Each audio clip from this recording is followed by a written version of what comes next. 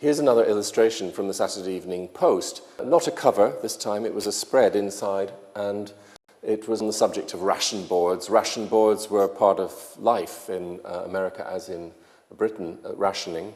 1944, July, this was. And Rockwell visited a number of ration boards to see the work that they did while he was thinking about this illustration, and came to admire them very much. It was a difficult job, and people did it as best they could in difficult times. This is one of those paintings where you forget for a moment that Rockwell is an illustrator, because this is a very beautiful, beautiful piece of oil painting, realist oil painting. All of the details like the clothes, even the graining of the wood, the mess in the corner. This is all beautifully recorded. The stars and stripes, of course, above the fireplace and shelves. What makes it distinctive, I think, is that these faces are all recognizable. At this point, Rockwell was living in Arlington, Vermont, and these are all his neighbors.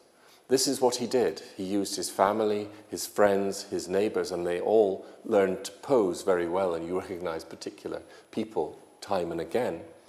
In this case, there's an even more recognizable face, because that is Rockwell himself.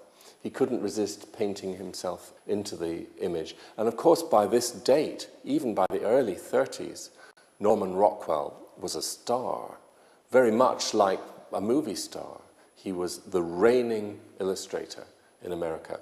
His face was well known everywhere, and he mastered his brand image early. He looks slightly hokey. He has a bow tie, and he always has, like Churchill, had his cigar. Norman Rockwell has his pipe. It's an image of benign avuncularness, which is belied rather by the fact that Rockwell suffered from depression, even at his most successful. But it's a sunny image, and a very beautiful one.